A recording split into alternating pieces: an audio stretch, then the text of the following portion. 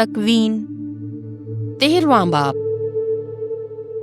इब्राम और लूत का जुदा होना।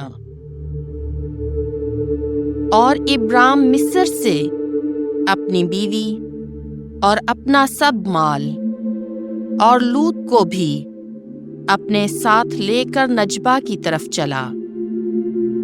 और इब्राम मवाशी और सोने और चांदी से बड़ा मालदार था,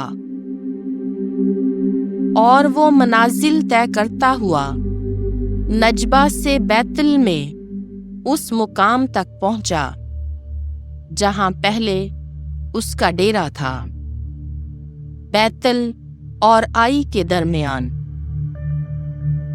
उस जगह जहां उसने पहले कुर्बानगाह बनाई थी। और वहां उसने खुदावंद का नाम लिया। और लूत के भी, जो इब्राम का हमसफर था, भेड़ बकरी, गाय बैल और खैमे थे।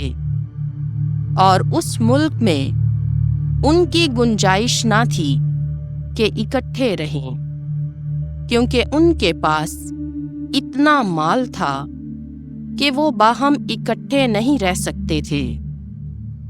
नीस अब्राम के चरवाहों और लूत के चरवाहों में झगड़ा हुआ करता था। और किनानी और फरीजी उस वक्त मुल्क में रहते थे। तब अब्राम ने लूत से कहा, मेरे और तेरे दरमियान और मेरे चरवाहों और तेरे चरवाहों के दरमियान झगड़ा न हो, क्योंकि हम भाई हैं। क्या तमाम जमीन तेरे सामने नहीं? बस तू मुझसे जुदा हो। अगर तू बाईं तरफ जाए तो मैं दाहिनी तरफ जाऊंगा, और अगर तू दाहिनी तरफ पसंद करे तो मैं बाईं तरफ जाऊंगा। तब लूत ने अपनी आंखें उठाकर उर्दन के गिर्द का तमाम मैदान देखा, जो खुदावंद के सदूम और अमूरा को तबाह करने से पेशतर सूअर की राह से खुदावंद के बाग और मिस्र की मानिंद खूब सिराब था। बस लूत ने अपने लिए उर्दन के गिर्द का मैदान पसंद किया और मशरिक की तरफ चल पड़ा। और वो एक दूसरे से जुदा हुए। और इब्राम केनान की जमीन में रहा, और लूत उर्दन के गिर्द के शहरों में रहा, और सदूम तक अपना खैमा ले गया। गो सदूम के लोग खुदावंद के हजूर नहायत शरीर और गुनाहगार थे। और बाद अज़ां के लूत उससे जुदा हुआ, खुदावंद ने इब्राम से कहा, अपनी आंखें उठा और उस जगह से जहां तू अब है, शिमाल और जनूब, मशरिक और मगरब की तरफ नजर दौड़ा।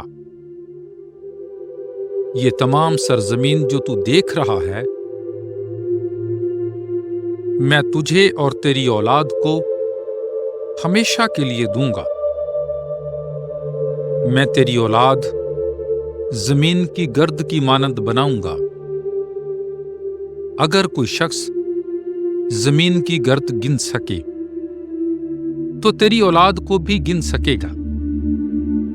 उठ और इस मुल्क के तूल वर्ज में घूम, क्योंकि मैं ये तुझे दूंगा। बस इब्राम ने अपना खैमा उठाया और ममरे के बलूतों में, जो हिब्रोन में है, जा रहा।